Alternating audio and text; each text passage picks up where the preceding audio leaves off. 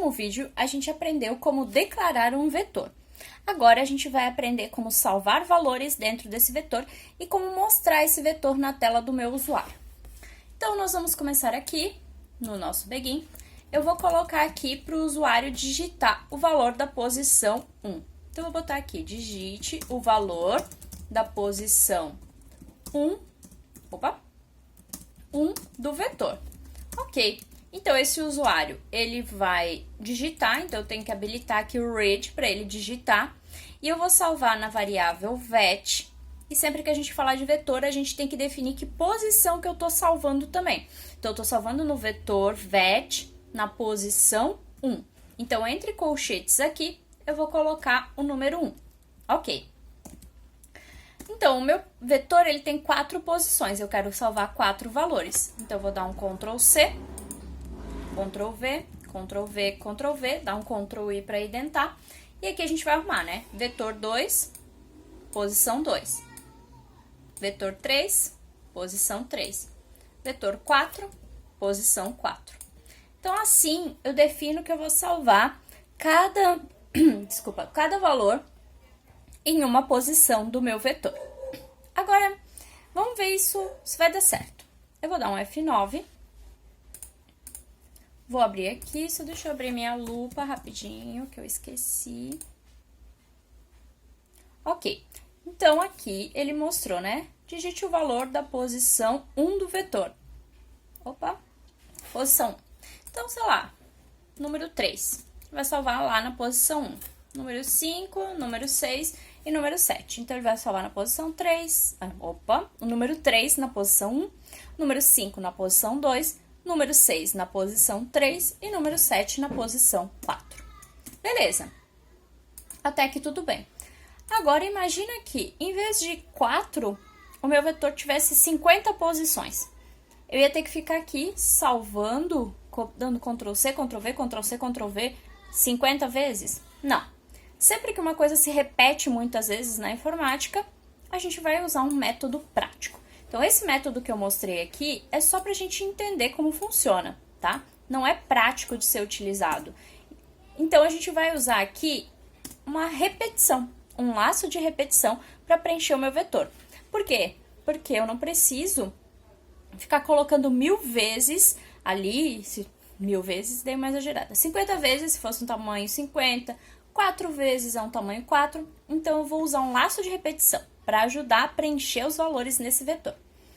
O laço de repetição que a gente utiliza, em que tem um número definido de vezes para repetir, é o laço for. O laço for, né, como vocês já aprenderam, ele vai utilizar a variável i. Então, eu vou definir aqui, declarar minha variável i. Percebam a diferença. Eu posso usar quantas variáveis eu quiser e também quantos vetores eu quiser. A declaração, ela só não vai ser junta, né? Como o i é integer, eu não poderia colocar ele aqui, porque senão eu estou transformando ele num vetor. Ele é uma única variável.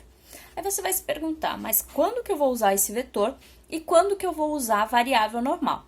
Pensa sempre assim, eu preciso salvar vários valores nessa mesma variável? Se sim, você define um vetor. Se é um único valor, define uma variável normal. Ok, então eu vou abrir meu laço de repetição aqui, for i. Como o meu vetor tem tamanho 4, o for tem que executar 4 vezes. Então, to 4 do. Não esquece do begin e do end. Sempre gosto de colocar já, botei o begin e já colocar o end para não esquecer. Ok, então ele vai ali. Digite o valor da posição 1 do vetor. Ok, vai ler e vai salvar na posição 1. Quando executar de novo, ele vai aparecer 1 de novo. E vai salvar na posição 1 de novo. Então, ele vai ficar substituindo e no fim, em vez dele salvar os meus valores no vetor, não.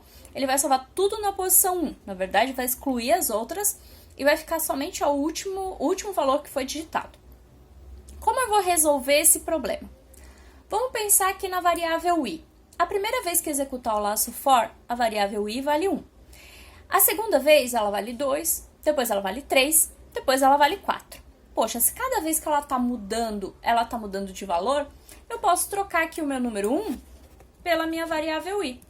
Se eu trocar pela minha variável i, a primeira vez que executar aqui vai aparecer 1, depois vai aparecer 2, 3 e 4. Fechou. É o que eu preciso, que ele vá mudando. E aqui, quando eu salvar, eu não posso salvar dentro de 1. Eu vou usar o i também. Por quê? Se o i vai valer 1 primeiro, ali vai salvar no 1, na posição 1. O i vale 2, vai salvar na posição 2.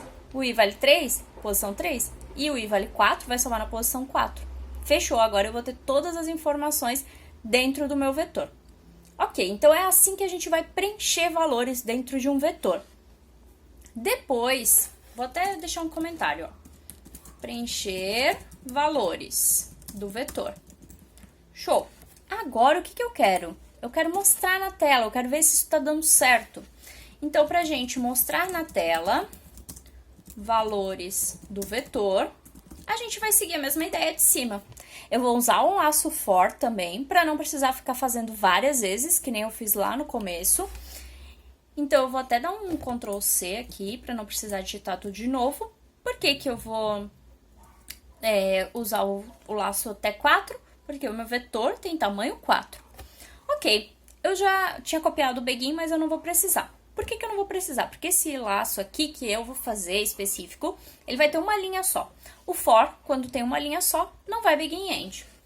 Então, ele vai ter uma linha right. Eu quero mostrar um do lado do outro. Se eu quisesse mostrar um embaixo do outro, botaria ln. Mas como eu quero mostrar um do lado do outro, eu vou abrir aqui, eu vou mostrar minha variável vetor da posição i. Vou botar aqui uma vírgula, me deu uma bugada agora no cérebro. E vou dar um espacinho. Por que esse espacinho? Para ficar separado os valores do meu vetor. Não ficar os números grudados. Então, pensa, ó, a primeira vez que executa, o i vale 1. Então, ele vai mostrar o valor que está salvo na posição 1, dá um espaço. Depois executa, o i vale 2. Mostra a posição 2, dá um espaço. Depois, na posição 3, mostra a posição 3, dá um espaço. Posição 4, mostra a posição 4 e dá um espaço. Não esquece, read key, para finalizar. Vamos ver se isso vai dar certo. Vou dar um F9, deixa eu abrir a lupa. Então, ele apareceu ali. E assim, ok. Digite o valor da posição 1 do vetor. Lembre-se, esse 1 apareceu na tela porque o i tá valendo 1.